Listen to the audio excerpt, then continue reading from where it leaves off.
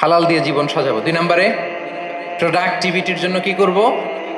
রাতে দেরি করে ঘুমাবো, তাহলে আগে আগে ঘুমাবো, ফলে আগে আগে ঘুম থেকে জেগে কাজ শুরু করবো। 3 নম্বরে ফিতরা, মানে আল্লাহর দেয়া প্রাকৃতিক যে নিয়ম, মানে আলোর সাথে সাথে আমার জীবন শুরু, আলো নাই আমিও ঘুমাই পড়বো। কি বলেন?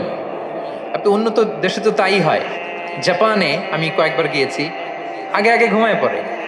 ইভেন আমেরিকাতে আমি কয়েকবার গিয়েছি, অনেক অনেক শহরে 8টার পরে সুপার শপ বন্ধ, 8টার পরে ঘুম এরা। আমরা হাঁটছি কোন দিকে? আমরা একটু নিজেদেরকে প্রশ্ন করি। তাহলে 3 নাম্বার হচ্ছে ফিতরা বেসড যে লাইফস্টাইল, এটার দিকে আমাদেরকে ফিরে আসতে হবে।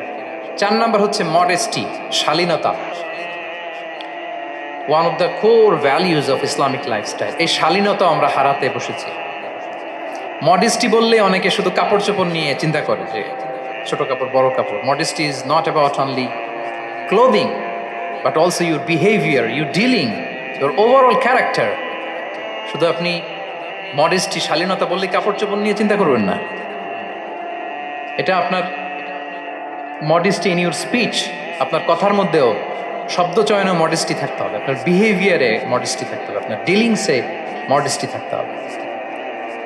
এই শালীনতা আমরা হারাচ্ছি। তার বিপরীতে আমাদের সমাজে অশ্লীলতার প্রসার হচ্ছে, লাজুকতা হারিয়ে যাচ্ছে। লাজুকতা, লজ্জা শরম থাকা, এটা যে কত বড় নেয়ামা। যেই জাতি একবার এটা হারিয়ে ফেলে, আর কোনো কিছু দিয়ে জোড়াতালি দিয়ে এটা তারা রিভাইভ করতে পারে না। এই যে ওয়েস্ট তো এখন যা যা আমাদেরকে শিখাইছে, যেটাকে আমরা স্ট্যান্ডার্ড মনে করি, আবার তারা ফিরতেছে। এই যে ডিভাইসের কথা বলছি না, আপনি অস্ট্রেলিয়ার খোঁজ খবর নেন, যারা খোঁজ নিয়েছেন তারা জানেন আন্ডার 16 কোনো বাচ্চা সোশ্যাল মিডিয়া ইউজ করতে পারে না অস্ট্রেলিয়াতে। 1 মাস অ্যাপ্লাই করে, কান্ট্রি ওয়াইড অ্যাপ্লাই করে দেখায় ফেলছে। Facebook, including Facebook, WhatsApp, Twitter, TikTok, 10টা অ্যাপস যেগুলো বাচ্চাদের মধ্যে এডিকশন নিয়ে আসে, এগুলো সব বন্ধ। জানেন এই নিউজটা? জানেন? মানে ফিরতেছে, উল্টা ফিরতেছে। এই যে শালীনতার কথা আমরা বলি, এটা হারাচ্ছে। রাসূল সাল্লাল্লাহু আলাইহি ওয়াসাল্লাম বলেন, যার শালীনতা নাই, ইযা লাম তাসতাহি ফাসনা মা শি'তা, যখন তোমার লজ্জা শরম থাকবে না, যা মনে চায় তাই করো। শিশু মোহাম্মদ চলে গেল সেই বনু সাআদে, ছোট্ট মোহাম্মদ কাঁদে না, কাঁদে না কখনো। ক্ষুধা লাগলেও কাঁদে না, ব্যথা পেলেও কাঁদে না। কিন্তু ছোট্ট মোহাম্মদের প্রাইভেটসের জায়গা থেকে কাপড়টা যখন সরে যেত, শিশু মোহাম্মদ কেঁদে দিত। সুবহানাল্লাহ, শালীনতা। ইযা লাম তাসতাহি ফাসনা মা শি'তা। রাসূল সাল্লাল্লাহু আলাইহি ওয়াসাল্লাম বলেছেন, যদি তোমার লজ্জা শরম না থাকে, লজ্জা শরমের মাথা যদি তুমি খাও, তুমি সব করতে পারবা, তোমাকে দিয়ে সব সম্ভব। তাহলে এই শালীনতা, এটা অনেক বড় নেয়ামা। সম্মানিত বন্ধুরা, আজকে দিনকে দিন আমাদের সমাজ থেকে শালীনতা হারিয়ে যাচ্ছে, লাজুকতা হারিয়ে যাচ্ছে। নারী পুরুষ উভয় দিক থেকে, বিশেষ করে আমাদের বোনদেরকে টার্গেট করা হয়েছে। নারীদেরকে, আমাদের বোনদেরকে, তাদেরকে প্ররোচিত করা হচ্ছে, তাদের সামনে আইডিয়া হাজির করা হচ্ছে যে যে নারী যত বেশি নগ্ন হতে পারে, সে তত বড় সাহসী নারী। বলেন, আমাদের সমাজে পত্রপত্রিকা আপনারা দেখেন না এটা? যে নারী নিজেকে যত এক্সপোজ করবে, সে তত বড় কি সাহসী নারী, এই তকমা তাকে দেয়া হচ্ছে। এটা টোটাল কমপ্লিট শয়তানের একটা মিশন। শয়তানের প্রথম মিশন হচ্ছে বনি আদমকে বিবস্ত্র করা। কি করা? আল্লাহ তাআলা আদম আলাইহিস সালাম, হাওয়া আলাইহিস সালামকে বলেছিলেন যে নিষিদ্ধ গাছ যেও না, খেও না। শয়তানের প্ররোচনায় খেয়ে ফেলেছিলেন, সাথে সাথে জান্নাতের পোশাক খুলে পড়েছে। তার মানে শয়তানের প্রথম মিশন হচ্ছে মানুষকে কি করা? নগ্ন করা। মানুষকে কি করা? নগ্ন করা। তাহলে আমাদের বোনদেরকে এমন ভাবে তাদের সামনে উপস্থাপন করা হচ্ছে, প্ররোচিত করা হচ্ছে, এবং বলা হচ্ছে নগ্নতার পথে যে বেশি হাঁটে সে নাকি তত সাহসী নারী। নাউযুবিল্লাহি মিন যালিক। তাহলে এই যে মানব জাতিকে বস্ত্রহীন করা, এটা শয়তানের একটা মিশন। তার বিপরীতে ইসলাম নারীকে সম্মান দিয়েছে, সম্মান করেছে। যে ঘরে প্রথমে কন্যা জন্মায়, খায়রুকুম মান বুখিরা বিল উনসা, সে ঘরটাকে আল্লাহ তাআলা বরকতময় করে দেয়। 2 সন্তান তো 2 জান্নাতের দরজা ওপেন। 2 কন্যা সন্তান, 3 কন্যা সন্তান তো 3টা জান্নাতের দরজা ওপেন। সুবহানাল্লাহ। স্ত্রী হয়ে যখন ঘরে যাবে, যে ব্যক্তি তার স্ত্রীর কাছে সেরা, পরিবারের কাছে সেরা, সে সবার কাছে সেরা, সে আল্লাহর কাছে সেরা। সুবহানাল্লাহ।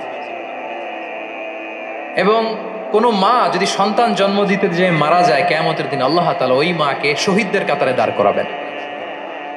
আর যদি সেফলি সন্তান ভূমিষ্ঠ হয় আল্লাহ বলে মায়ের পায়ের নিচে ওই সন্তানের বেহেশত। সুবহান, কিভাবে নারীর স্টেটাস মর্যাদাকে ইসলাম বাড়িয়েছে। এবং এই যে ইসলাম যে নারীকে যে ভিআইপি হিসেবে কনসিডার করে, হ্যাঁ, ইসলামের দেয়া নারীর ড্রেস কোড নিয়ে আমাদের অনেকের কত কথা, কত ক্রিটিক। এটা কেন করে? কারণ Islam consider women as a queen. ইসলাম তো নারীকে রানী হিসেবে কনসিডার করে। কি হিসেবে বলেন? আচ্ছা বলেন, যে কুইন হবে, যে রানী হবে, তার একটা স্পেশাল ড্রেস কোড থাকবে না? তার একটা স্পেশাল প্রোটোকল থাকবে না? রানীর সাথে কি যা মনে চায় তা করা যায়, দেখা করা যায়, তার কাছে যাওয়া যায়? আল্লাহু আকবার। কারণ ইসলাম চায় নারীদের জন্য পৃথিবীটা নিরাপদ হোক। ইসলাম চায় নিজ গৃহে বা কর্মক্ষেত্রে নারীরা নিরাপদ থাক। ইসলামের যত ভ্যালিউজ আছে, যত রুলস এন্ড রেগুলেশন আছে, এটা আমাদের ভালোর জন্য, মানব জাতির কল্যাণের জন্য। তাহলে এই অশ্লীলতা থেকে আমাদের যোজন যোজন দূরে থাকতে হবে। If you talk about Islamic lifestyle, আমাদেরকে শালীনতা, মডেস্টি ফিরিয়ে আনতে হবে। You have to maintain modesty. আমি যদি আরো ডিপে যাই, দেখেন এই যে প্রত্যেকের হাতে এক একটা করে পর্ন হাব হয়ে গেছে এখন, হয়েছে না? পর্নোগ্রাফির সয়লাভ, বিকৃত যৌনাচারের সয়লাভ। এখন নতুন নামে, নতুন মোড়কে, LGBT নামে আমাদের সমাজে নানা মোড়কে আমাদের সামনে উপস্থাপন করা হচ্ছে। শুনেছেন না এগুলো? আপনারা নাম শুনেছেন? এই যে ট্রান্সজেন্ডারিজম, নাম শুনছেন না?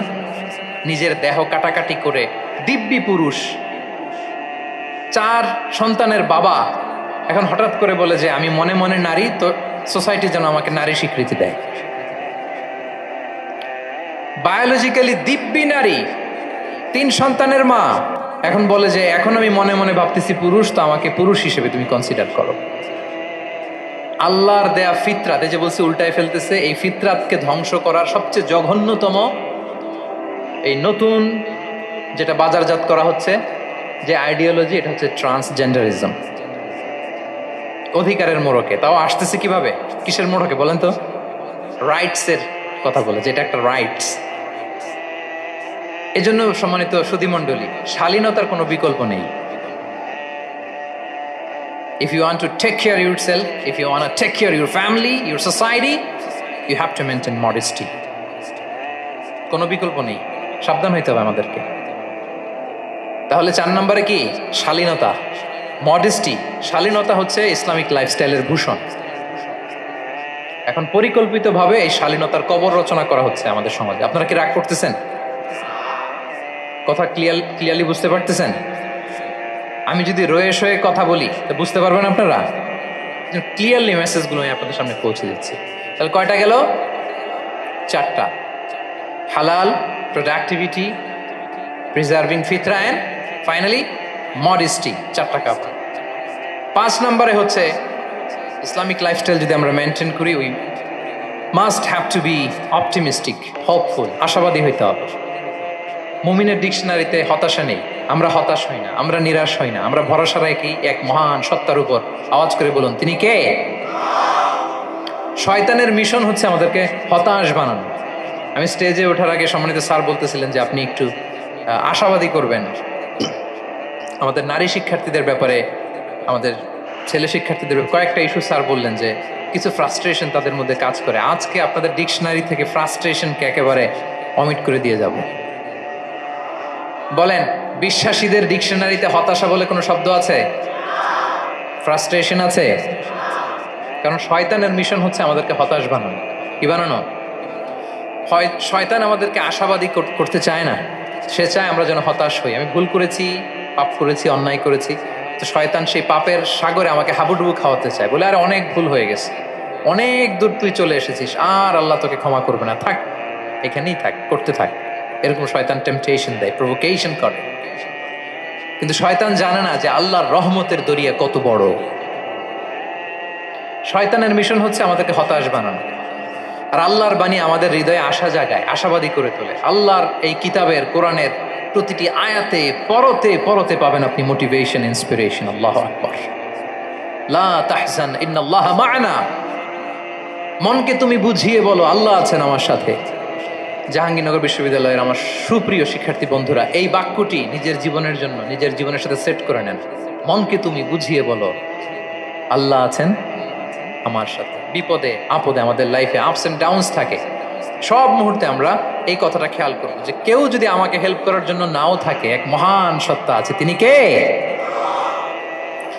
আল্লাহ রাসূল সাল্লাল্লাহু আলাইহি ওয়াসাল্লাম আবু বকর রাদিয়াল্লাহু তাআলা আনহু গারে সাউরে হিজরতের রাতে লুকিয়ে আছেন, কুরাইশরা খুঁজতেছে। আবু বকর রাদিয়াল্লাহু তাআলা আনহু তটস্থ, না জানি ধরা পড়ে যায়। তিনি বলছেন কুরাইশরা আমাদের এত পাশ দিয়ে যাচ্ছে, একটু মাথা নিচু করলে দেখে ফেলবে আমাদের। রাসূল সাল্লাল্লাহু আলাইহি ওয়াসাল্লাম বললেন যে ভয় পেও না আবু বকর, তুমি কি ভেবেছো আমরা এখানে গুহাতে দুইজন? না না, এই গুহায় আমরা দুজন নই, আমাদের সাথে একজন মহান সত্তা আছে। তিনি কে? আমরা তিনজন এখানে। লা তাহজান ইন্নাল্লাহা মা'ানা, ভয় পেও না, হতাশ হয়ো না, নিশ্চয় আল্লাহ আমাদের সাথে আছেন। আল্লাহ তাআলা সরাসরি কথাটাকে কোরআনে কোট করেছেন যে লা তাহজান ইন্নাল্লাহা মা'ানা। তাহলে সুপ্রিয় বন্ধুরা, এই বাক্যটা আমাদের খেয়াল রাখতে হবে যাদের মধ্যে ফ্রাস্ট্রেশন কাজ করে, যে মনকে তুমি বুঝিয়ে বলো কে আছেন আমার সাথে? আল্লাহ আছেন আমার সাথে। এরকম কোরআনের পরতে পরতে অনেক আয়াত পাবেন। লা তাইয়াসু মির রাউহিল্লাহ ইন্নাহু লা ইয়াইয়াসু মির রাউহিল্লাহি ইল্লাল কওমুল কাফিরুন। আল্লাহর রহম থেকে নিরাশ হয়ো না। কাফিররা ছাড়া কেউ আল্লাহর রহম থেকে নিরাশ হয়? আমি আপনি আমাদের জীবনে কত ভুল করেছি, কত অন্যায় করেছি, কতটাই বা পাপ করেছি। মনে রাখবেন, আমাদের পাপ যত বড় হোক, আল্লাহর রহমতের দরিয়া তার চাইতেও বড়। ইন্না মা'আল উসরি ইউসরা فإن مع العسر يسرا and verily with every hardship there is an ease. প্রত্যেক কষ্টের পরেই থাকে স্বস্তি। এই বাক্যগুলো কি আপনাকে মোটিভেশন দেয় না? এই কথাগুলো কি আপনাকে চাঙ্গা করে না? আপনার জীবনে ইন্সপিরেশন হয়ে আসে না এই কথাগুলো? ওয়ালা তাহিনু ওয়ালা তাহজানু ওয়া আনতুমুল আ'লাউনা ইন কুনতুম মুমিনিন। চিন্তা করো না, হতাশ হয়ো না, তোমাদেরই বিজয় হবে যদি তোমরা মুমিন হও। আল্লাহু আকবার। তাহলে আপস এন্ড ডাউনস থাকবে, এবং মুমিন জীবনে তো হতাশা থাকবেই না। কারণ আমার জীবনে যদি কোনো কষ্টের ঘটনা ঘটে, এটার জন্য আমি রিওয়ার্ড পাবো। আমি যদি অসুস্থ হই, আমার প্রত্যেক অসুস্থতার কারণে আমার পাপ মোচন হয়। সুবহানাল্লাহ পড়েন। আপনার জ্বর হয়েছে, এই জ্বরের কারণে আল্লাহ আপনার গুনাহ মাফ করবেন। আপনি ব্যথা পেয়েছেন, অসুস্থ হয়েছেন, আল্লাহ তাআলা গুনাহ মাফ করে দিবে। তাহলে হতাশার কোনো সুযোগ আছে বলেন? মুমিন জীবনে হতাশার কোনো সুযোগ নেই। রাসূল সাল্লাল্লাহু আলাইহি ওয়াসাল্লাম বলেন, মা ইউসিবুল মুসলিমা মিন নাসাব ওয়ালা ওয়াসাব ওয়ালা হাম্মিন ওয়ালা হুজনিন ওয়ালা আযান ওয়ালা গাম্মিন হাত্তা শাওকাতি ইউশাকুহা ইল্লা কাফারাল্লাহু বিহা মিন খাতায়া। মুমিন জীবনে যত ব্যথা, কষ্ট, দুঃখ, এমনকি ফল পাড়তে যে গাছের কাটার খোঁচা যদি খান, রাসূল সাল্লাল্লাহু আলাইহি ওয়াসাল্লাম বলেন ওই খোঁচার ব্যথার কারণে আল্লাহ তোমার গুনাহ মাফ করে দেয়। কেউ অসুস্থ হয়ে রাসূল সাল্লাল্লাহু আলাইহি ওয়াসাল্লামের কাছে আসলে রাসূল সাল্লাল্লাহু আলাইহি ওয়াসাল্লাম কি বলতেন জানেন? কেউ জানেন? লা বাস আলাইক তুহুরুন ইনশাআল্লাহ। তিনি বলতেন, আরে don't worry about it, it will cleanse up your scenes. ভয় পেও না, আরে এই অসুস্থতা, এটার কারণে আল্লাহ তোমার গুনাহ মাফ করে দিবে। সুবহানাল্লাহ। তাহলে অসুস্থ ব্যক্তি আর উজ্জীবিত হতো না? রাসূল সাল্লাল্লাহু আলাইহি ওয়াসাল্লাম অসুস্থ ব্যক্তিকে দেখলেই মাথায় হাত বুলিয়ে দিতেন, দোয়া করতেন, আল্লাহুম্মা রাব্বান নাস আযহিবিল বাস ইশফি আনতা শাফি, দোয়া করে দিতেন। আর বলতেন, আরে ভয় পেও না, এই অসুস্থতা তোমার গুনাহ মাফ করে দিচ্ছে। তাহলে অসুস্থতার মধ্যেও তারা উজ্জীবিত হতো। আমরা মানুষকে আশাবাদী করব, ভয় দেখাবো না। অসুস্থ মানুষকে ভিজিট করতে গেলে আপনারা কি করেন? ভয় দেখান নাকি? না, আশাবাদী করবেন। বলবেন যে আরে কি অসুস্থতা, আপনার দেখে দেখে অনেক সুস্থ লাগতেছে, বলতে পারবেন না? কিন্তু আমরা কি করি? কেউ অসুস্থ হইলে ওই অসুস্থতায় সবচেয়ে কষ্ট পেয়ে যে মারা গেছে তার হিস্ট্রি বলা শুরু করি। এরকম করে না অনেকে? ধরেন যে একজন ক্যান্সারের পেশেন্টকে দেখতে গেছেন, এবার যে আপনার কোন খালা ক্যান্সারে কিভাবে ধুকে ধুকে মরছিল, ওই হিস্ট্রি আপনি বয়ান দিতে শুরু করছেন। বেচারা বাঁচবে? যা একটু সুস্থ ছিল ওইটাও তো অসুস্থ বানাই দিচ্ছেন। কি বলেন? তাহলে ইসলাম আমাদেরকে আশাবাদী করে। প্রিয় ভাই এবং বোনেরা, কি করে?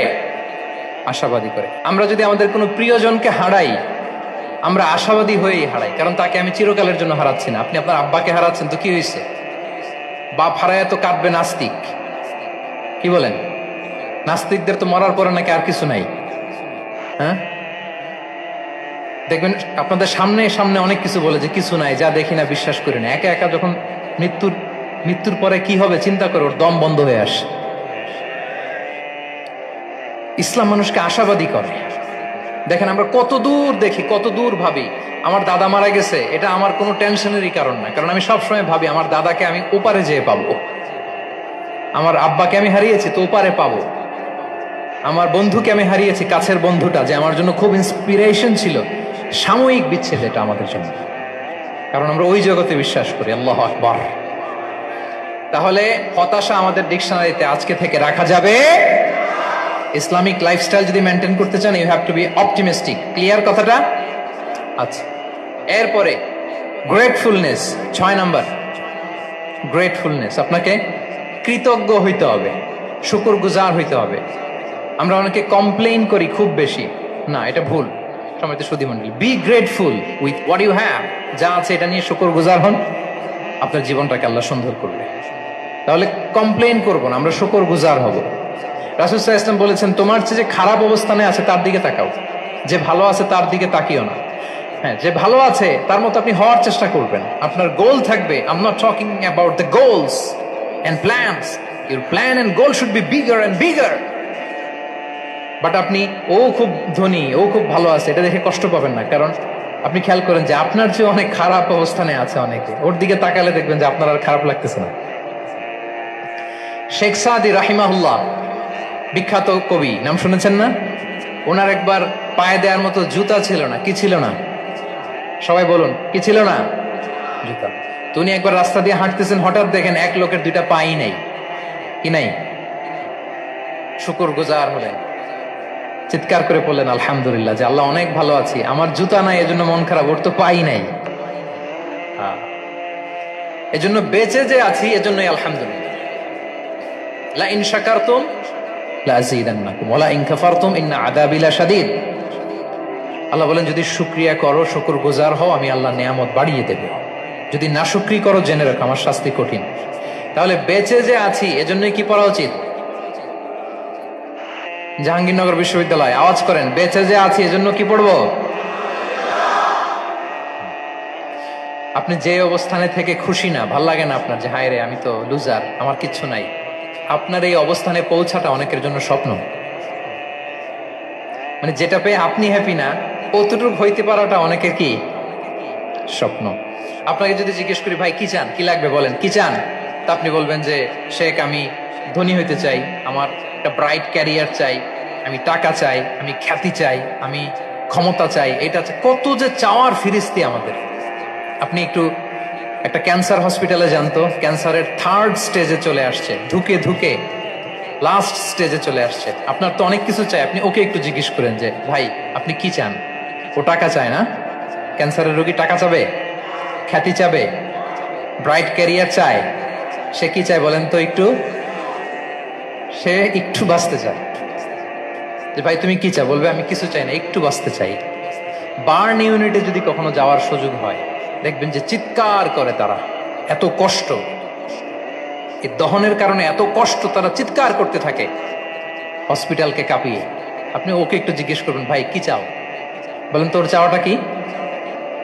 ও শুধু বাঁচতে চায়, কিন্তু ওই বেঁচে থাকা নিয়ে তো আমাদের কোনো ফিলিংসই নাই। আমরা যে বেঁচে আছি এটা যে শুকরগুজার হওয়ার অনেক বড় একটা কারণ, আমরা এরকম করে ভাবিই না। এজন্য সুপ্রিয় সুধী মণ্ডলী, আমরা যে বেঁচে আছি এজন্য আলহামদুলিল্লাহ। শুধু বেঁচে থাকার কারণে আমরা কি পড়বো? তাহলে গ্রেটফুলনেস। আপনি যদি ইসলামিক লাইফস্টাইলে নিজেকে অভ্যস্ত করতে চান, আপনার যেমনি অপটিমিস্টিক হইতে হবে, এট দ্য সেম টাইম আপনাকে কি হইতে হবে? গ্রেটফুল হইতে হবে। 7 নম্বরে তাওয়াক্কুল।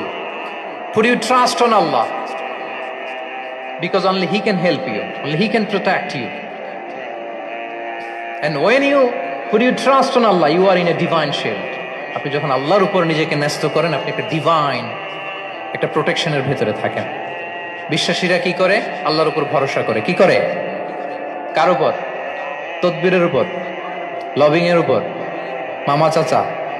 তাহলে আল্লাহর উপর ভরসা হবে। কার উপর? ফাইদা আযামতা ফাতাওয়াক্কাল আলাল্লাহ। আল্লাহর উপর ভরসা করুন। এমনকি ঘর থেকে বের হওয়ার সময় রাসূল সাল্লাল্লাহু আলাইহি ওয়াসাল্লাম আমাদেরকে বলেছেন আল্লাহর উপর তাওয়াক্কুল করো। আমরা কি দোয়া পড়ি বলেন তো ঘর থেকে বের হয়ে? বিসমিল্লাহি তাওয়াক্কালতু আলাল্লাহ। এই তাওয়াক্কুল নিয়ে আমাদের অনেক মিসকনসেপশন আছে। আমাদের মধ্যে একটা প্রবণতা আছে, অনেকে বলে যে যা হবে হবে, আল্লাহ ভরসা। বলে যে যা হবে হবে, কি ভরসা? কথা বলতে হবে তো আমার সাথে। আপনারা কি বোরিং হচ্ছেন? ওরে আল্লাহ, অনেক রাত হয়ে গেছে, তো শেষ করে দেই তাহলে। আর কয়েক মিনিটের মধ্যে শেষ করবো ইনশাআল্লাহ। তাহলে অনেকের মধ্যে একটা প্রবণতা আছে, তারা বলে যে যা হয়েছে হয়েছে, কি ভরসা? যা করে আল্লাহ, আল্লাহ ভরসা। এটা it's not the concept of তাওয়াক্কুল। এটা তাওয়াক্কুল নয়। ইসলামে তাওয়াক্কুল is always at the second step. The first step is your effort. প্রথমে আপনি চেষ্টা করবেন, এরপরে আপনি আল্লাহর উপর তাওয়াক্কুল করবেন। কিছু না করে যদি বলেন আমি আল্লাহ ভরসা, এটা আল্লাহ ভরসা হয়েছে? এটা আপনার মন গড়া একটা কথা হয়েছে, কিন্তু এটা তাওয়াক্কুল হয়? আমাদের অনেকে অলসতা, অকর্মণ্যতা, অপারগতা, হীনমন্যতা এগুলোর তাওয়াক্কুল বানায় ফেলাইছে। হাত গুটায় বসে থাকবে, কাজ করবে না, অলস, আর বলে কি আল্লাহ ভরসা। রিজিকের মালিক আল্লাহ, কিছু করবে না আর বলে আল্লাহ ভরসা। প্রিয় ভাইরা, রাসূল সাল্লাল্লাহু আলাইহি ওয়াসাল্লাম তিনি অলসতা, অকর্মণ্যতা, হীনমন্যতা, কাপুরুষতা, ভীরুতা এগুলো থেকে আল্লাহর কাছে পানাহ চেয়েছেন। নিজের সাধ্যের সবটুকুন তিনি করেছেন, তারপরে আল্লাহ ভরসা করেছেন। এবং পাখিকে ইসলামে তাওয়াক্কুলের মডেল বানানো হয়েছে। রাসূল সাল্লাল্লাহু আলাইহি ওয়াসাল্লাম বলেন, লাউ আন্নাকুম তাতাওয়াক্কালুনা আলাল্লাহি হাক্কা তাওয়াক্কুলিহি লা রাযাকাকুম কামা ইয়ারযুকুত তুয়ুর তাগদু খিমাসান ওয়া তারুহু বিতানান। মানে তোমরা যদি পাখির মতো তাওয়াক্কুল করো, তাহলে পাখিকে আল্লাহ যেমন রিজিক দেয় তোমাদেরকেও রিজিক দিবে। পাখি কি করে বলেন তো? প্রতিদিন সকালবেলায় ওর ঘরের ভিতরে বসে বলে যে আল্লাহ ভরসা। বলে বরঞ্চ কি করে সে? সকাল সকাল কিচির মিচির রবে দিক দিগন্ত মাতিয়ে সে বের হয়ে যায়, সারাদিন ঘুরতে থাকে। তাহলে খালি পেটে সকালবেলায় পাখিগুলো বের হয়ে যায়, আকাশে বাতাসে ছুটে বেড়ায়, আর বিকেল বেলায় ওদর পূর্তি করে প্রতিটা পাখিকে তার নিড়ে ফিরিয়ে দেয় কে? আপনারা তো বোঝা অনেক সহজ। এটা তো নাকি একেবারে আপনাদের জাহাঙ্গীরনগর, এটা তো নাকি পাখিদের অভয়ারণ্য শুনলাম আমি। কখনো আসা হয়নি আমার, দিনের বেলা আসা দরকার ছিল, তাহলে আপনাদের ক্যাম্পাস বিউটি আমি দেখতে পেতাম। তো পাখি কিন্তু বসে থাকে না, সকালে কি করে? খালি পেটে পাখিগুলো বেরিয়ে যায়, ওরা ওদের রোল প্লে করে, চেষ্টা করে, এরপরে বিকেল বেলা ওদর পূর্তি করে তাদেরকে নিড়ে ফিরিয়ে দেয় কে? তাহলে পাখিকে তাওয়াক্কুলের মডেল বানানো হয়েছে। আপনি হাত গুটিয়ে বসে থেকে বললেন আল্লাহ ভরসা, এটা হয়েছে? আপনি আপনার সর্বোচ্চটুকুন চেষ্টা করবেন, সব করার পরে এরপরে আপনি বলবেন আল্লাহ ভরসা। তাহলে তাওয়াক্কুল হলো প্রথমে যে কোনো জিনিস অ্যাচিভ করার জন্য পরিকল্পনা করা, তারপর সে পরিকল্পনা বাস্তবায়নের উপায় বের করা, তারপর বিভিন্ন উপায় উপকরণের সাহায্য নিয়ে সেটা অ্যাচিভ করার জন্য প্রাণান্তকর প্রচেষ্টা চালিয়ে যাওয়া, অবশেষে ফলাফলের জন্য কার উপর নির্ভর করা। দিস ইজ কল্ড তাওয়াক্কুল। এখন আমি কিছুই করলাম না, বললাম যে যা করে আল্লাহ, তাওয়াক্কুল হয়েছে তো না? আমাদের সমাজে দুইটা ধারণা। কেউ কেউ বলে আরে আমি তো সব করব, তাওয়াক্কুলের দরকার কি? Absolutely wrong. আবার অনেকে মনে করে আল্লাহই সব করে দিবে, এটাও absolutely wrong. The concept of Islam is in between this two extreme lines. এই দুইটার মাঝখানে হচ্ছে তাওয়াক্কুল। তাহলে তাওয়াক্কুলের মেকানিজম হচ্ছে আমার সাধ্যের সবটুকুন আমি করব, তারপরে আল্লাহ সাহায্য আসবে, সেজন্য আমি তাওয়াক্কুল করব। আপনারা মুসা আলাইহিস সালামের ঘটনা জানেন। উনি যখন বনী ইসরায়েলকে নিয়ে লোহিত সাগরের সামনে আসলেন, ফেরাউন তার সৈন্য নিয়ে ধাওয়া করলো, আল্লাহ তাআলা সাথে সাথে কি রাস্তা বানাই দিলেন নাকি? সাগরের মাঝখানে না। আল্লাহ বললেন আনিদ্রিব বিআসাকাল বাহর, লাঠি দিয়ে একটা বাড়ি মারো সাগরে। মুসা আলাইহিস সালাম বাড়ি না মারলে তো আল্লাহ রাস্তা বানাতে পারতেন না, না পারতেন না? পারতেন, কিন্তু এটা তাওয়াক্কুলের মেকানিজম নয়। ওনাকে বলেছেন বাড়ি মারো, উনি লাঠি দিয়ে বাড়ি মারলেন, বিশাল রাস্তা হয়ে গেল। মারিয়াম আলাইহিস সালাম যখন ঈসা আলাইহিস সালামকে ডেলিভারি করলেন, ক্লান্ত শ্রান্ত ক্ষুধার্ত, কি খাবেন? আল্লাহ তাআলা বললেন ওয়াহুজ্জি ইলাইকি বিজিযইন নাখলাতি তুসাকিত আলাইকি রুতাবান জানিয়া। মানে মারিয়াম একটু কষ্ট করে উঁচু হয়ে পাশে একটা খেজুর গাছ আছে, ওটা ডাল ধরে টান দাও, টসটসে পাকা খেজুর পড়বে নিচে, ওইটা খাও। উনি টান না দিলে আল্লাহ এমনি অটোমেটিক্যালি পাঠাতে পারতেন না খেজুর? আল্লাহ পাঠান না। তাহলে এই পৃথিবীর সিস্টেম হচ্ছে আপনাকে কষ্ট করতে হবে, আপনার রোলটা আপনাকে প্লে করতে হবে। ইসলামে তাওয়াক্কুল is always at the second step, the first step is your effort. আপনাকে চেষ্টা করতে হবে, তারপরে আপনি তাওয়াক্কুল করবেন, তাহলে এটা প্রপার তাওয়াক্কুল হবে। তাহলে এখন থেকে হাত গুটিয়ে বসে থেকে আল্লাহ ভরসা বলবেন? বলবেন? আমরা এটা ভুল করে ফেলি, আমরা এটা ভুল করে ফেলি। রাসূল সাল্লাল্লাহু আলাইহি ওয়াসাল্লাম, ওনার কাছে আল্লাহ সাহায্য আসতো, জিবরিল আলাইহিস সালাম আসতো, তারপরেও কখনো তিনি নিজের ভাগ্য আল্লাহর হাতে ছেড়ে দিতেন না। আমাদের মতো যা করে আল্লাহ, আল্লাহ ভরসা বলে কখনো নিজের ভাগ্য আল্লাহর হাতে ছেড়ে দিতেন, বরং নিজের সাধ্যের সবটুকুন দিয়ে তিনি চেষ্টা করতেন। তারপর তিনি ভরসা করতেন কার উপর? আপনি হিজরতের ঘটনাটা দেখেন। আল্লাহ যেদিন বললেন যে আজ রাতেই তুমি আর আবু বকর হিজরত করো, রাসূল সাল্লাল্লাহু আলাইহি ওয়াসাল্লাম ওই দিন দুপুরবেলা আবু বকর রাদিয়াল্লাহু তাআলা আনহুর ঘরে গেলেন। তিনি কখনো দুপুরবেলা বেরোন না, তিনি কখনো মাস্ক পরে বেরোতেন না। সেদিন তিনি মাস্ক পরে বেরোলেন, খারাজা মুতাকান্নিয়ান, মুখ ঢেকে বেরোলেন। আবু বকর রাদিয়াল্লাহু তাআলা আনহুর ঘরে যেয়ে বলেন, আবু বকর আখরিজ মান ফিল বাইত, ঘরে যারা আছে বের করে দাও, প্রাইভেট আলাপ আছে। আবু বকর রাদিয়াল্লাহু তাআলা আনহু বললেন, ইয়া রাসূলুল্লাহ, আসমা আর আয়েশা, একজন তো আপনার পরিবার আর একজন তার বোন, আমরাই তো, বলেন। রাসূল সাল্লাল্লাহু আলাইহি ওয়াসাল্লাম আশ্বস্ত হলেন, বললেন যে আজ রাতেই আমরা হিজরত করব, আজ রাতেই। মক্কা থেকে মদিনা হচ্ছে উত্তর দিকে, কোন দিকে? আপার নর্থ।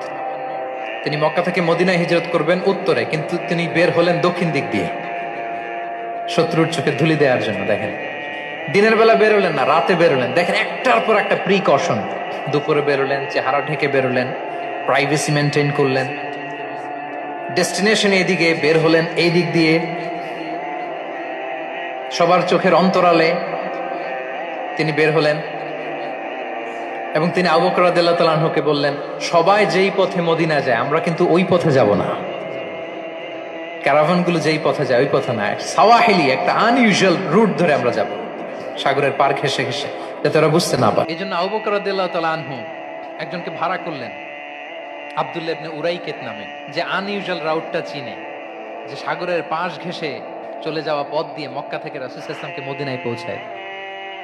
দুইটা উট তিনি 2 মাস ধরে এটাকে নার্চারিং করে রাখলেন।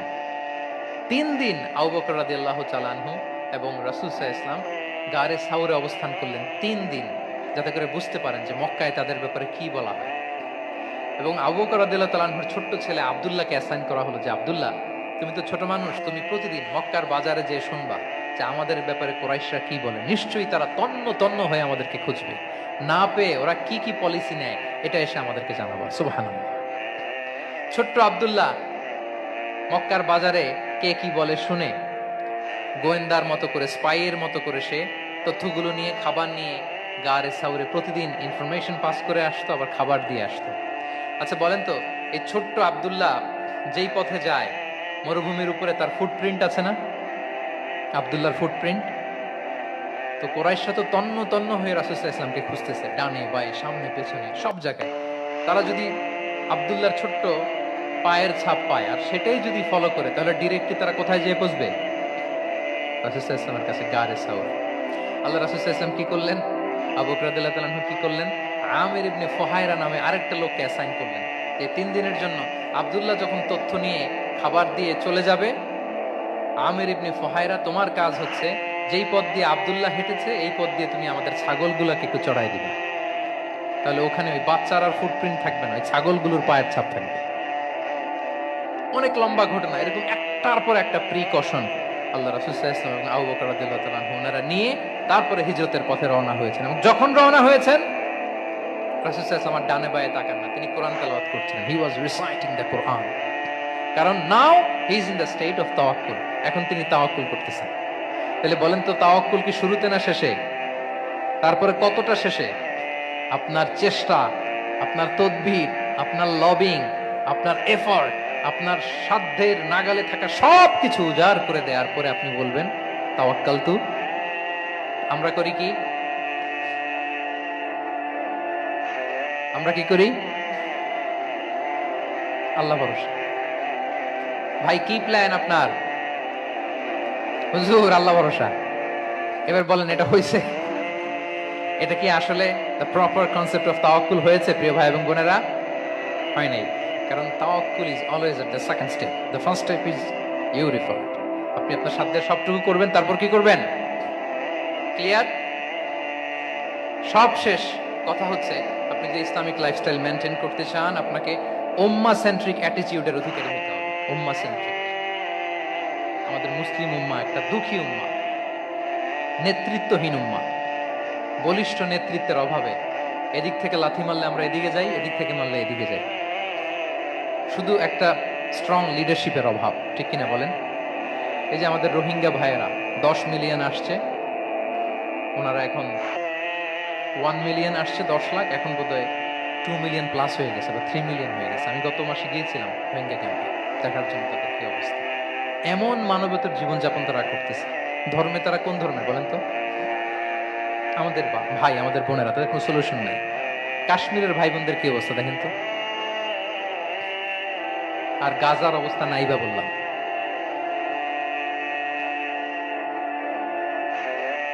পাখির মতো গুলি করে মারা হয়েছে, মসজিদ ধ্বংস করা হয়েছে, এমনকি খ্রিস্টানদের গির্জা ধ্বংস করা হয়েছে। একটা লিডারশিপের, একটা স্ট্রং লিডারশিপের অভাবে আজকে আমাদের এই অবস্থা। এই জন্য আপনি যদি ইসলামিক লাইফস্টাইলের কথা বলেন, অফকোর্স আপনাকে উম্মা সেন্ট্রিক মেন্টালিটির হতে হবে। এই দুঃখী উম্মাকে নিয়ে আপনার প্রজেক্ট থাকতে হবে। আমরা আমাদের নিজেদের শক্তি, সম্ভাবনা, ঐতিহ্য এগুলো একেবারে ভুলতে বসেছি। আমরা যে যোদ্ধা ছিলাম, আমরা যে বিজয়ী ছিলাম, আমরা বেমালুম ভুলিয়ে গিয়েছি। জ্ঞান বিজ্ঞানে একসময় আমরা লিড দিয়েছি, ঠিক কিনা বলেন? আমাদের জাবির ইবনে হাইয়ান ছিল, আমাদের আল বিরুনি ছিল, আমাদের আল ইদ্রিসি ছিল, আমাদের আল ফারাবি ছিল। এই নলেজ এখন ওয়েস্টে ট্রান্সফার হয়েছে, সেই নলেজ আবার ট্রান্সফার হয়ে আমাদের করতলগত একদিন হবে ইনশাআল্লাহ। তো এই প্রজেক্ট তো আমাদের নাই। একদিন যে আমাদের হাতে আসবে, হুজুর আল্লাহ ভরসা নাকি? শুধু আল্লাহ ভরসা বলে বসে থাকলে হবে? সেলফ সেন্টার্ড হওয়া যাবে না, উম্মা সেন্ট্রিক আমাদেরকে হতে হবে। উম্মার জন্য আপনার হৃদয়ে একটা দরদ থাকতে হবে। অন্যের জন্য কাজ করার একটা মেন্টালিটি আমাদের গ্রো করতে হবে। যারা অন্যের জন্য করে তারা জানে যে এটাতে কি সুখ, কি মজা। আপনি অন্যকে দান করে দেখেন, একটা সুখানুভূতি আপনার মধ্যে কাজ করবে। রাসূল সাল্লাল্লাহু আলাইহি ওয়াসাল্লাম বলেন, আল্লাহু ফি আউনিল আবদি মা দামাল আবদু ফি আউনি আখিহি। আল্লাহ তাআলা ততক্ষণ পর্যন্ত বান্দার সাহায্যে থাকে, ওই বান্দার, যতক্ষণ পর্যন্ত এই বান্দা তার ভাইয়ের সাহায্যে থাকে। এজন্য আমাদের প্রতিটি কাজে, পদক্ষেপে আমাদের নির্যাতিত ভাইয়েরা যেন তারা আমাদের চিন্তায় থাকে, তারা যেন আমাদের দোয়ায় থাকে, আমাদের সহযোগিতায় থাকে, এবং উম্মার জাগরণে যেন নিবেদিত হয় আমাদের সকল এফোর্ট, সকল প্রজেক্ট, সকল প্রচেষ্টা। কি পারা যাবে কিনা বলেন? উম্মার জন্য এরকম স্যাক্রিফাইসিং মেন্টালিটি আমাদের থাকার দরকার আছে না নাই বলেন? তাহলে উম্মা সেন্ট্রিক মেন্টালিটি আমাদের করতে হবে সম্মানিত সুধীমণ্ডলী। তাহলে ইসলামিক লাইফস্টাইল নিয়ে যদি আমরা কথা বলি, আমাদের উম্মা সেন্ট্রিক হওয়ার কোনো বিকল্প নাই। আমি যদি পুরো আলোচনার সামারি করি, তাহলে বলতে হবে, শুরুতে আমি যেটা বলেছিলাম যে এখানে পিক এন্ড চুজ করে ইসলামিক লাইফস্টাইল অ্যাডাপ্ট করার আমাদের কোনো সুযোগ মনে আছে? যে কথা দিয়ে শুরু করেছিলাম, পিক এন্ড চুজ করা যাবে মন মতো না, পুরোটাই মানতে হবে। এবং 8টা, মোস্ট লাইকলি 8টা core values of Islamic lifestyle আমি আপনাদের সাথে শেয়ার করেছি। একটু যদি রিকল করি, 1 নম্বরে কি বলেছিলাম বলেন তো? হালাল, হালাল মেনটেন করতে হবে, হারামের সাথে আমাদের কোনো সম্পর্ক। 2 নম্বরে প্রোডাক্টিভিটি। 3 নম্বরে ফিতরা বেসড লাইফস্টাইল হতে হবে। 4 নম্বরে মডেস্টি। 5 নম্বরে হতাশ হওয়া যাবে না, মনকে তুমি বুঝিয়ে বলো আল্লাহ আছেন আমার সাথে, অপটিমিজম। তারপরে আল্লাহর উপর ভরসা করা, গ্রেটফুলনেস। 7 নম্বরে কোনো কিছু না করে, হ্যাঁ, সবকিছু করার পরে, মাশাআল্লাহ, অ্যাবসলিউটলি রাইট আনসার। সবকিছু আমার সাধ্যের সবটুকুন করার পরে কি করব? কার উপর তাওয়াক্কুল করব? এবং আমরা উম্মাহ সেন্ট্রিক চিন্তা লালন করব, উম্মাহ কেন্দ্রিক। পারা যাবে তো? এই কোর ভ্যালিউজ গুলো যদি আপনি মেনটেন করেন, this would be the Islamic lifestyle. সম্মানিত সুধী, ইসলাম ইসলাম আমাদেরকে যে লাইফস্টাইল প্রেসক্রাইব করেছে সেই প্রেসক্রাইব লাইফস্টাইলই আমাদেরকে সাবস্ক্রাইব করতে হবে। এর বাইরে মুসলিমের কোনো লাইফস্টাইল থাকতে পারে? এর বাইরে অন্য কোনো লাইফস্টাইল আল্লাহর কাছে গ্রহণযোগ্য হতে পারে? আল্লাহ তাআলা আমাদের সবাইকে কথাগুলো বোঝার ও আমল করার তৌফিক দান করুন। সম্মানিত সুধী মণ্ডলী, আমি আবারও পাঠশালাকে শুকরিয়া জানাই, বিশ্ববিদ্যালয় কর্তৃপক্ষকে শুকরিয়া জানাই, এবং দীর্ঘ 1 ঘন্টারও বেশি সময় ধরে আপনারা যারা এই লম্বা আধুনিক যুগে ইসলামিক লাইফস্টাইল শিরোনামের এই সেমিনারে অংশগ্রহণ করলেন, আপনাদের সবাইকে আবারও প্রাণ ঢালার শুভেচ্ছা এবং অভিনন্দন জানিয়ে আমার আলোচনা এখানেই আমি শেষ করছি। হাযা মা ইনদি ওয়াল ইলমু ইনদাল্লাহি আলাইহি তাওয়াক্কালতু ওয়া ইলাইহি উনীব। ওয়াসসালামু আলাইকুম ওয়া রাহমাতুল্লাহি ওয়া বারাকাতুহু।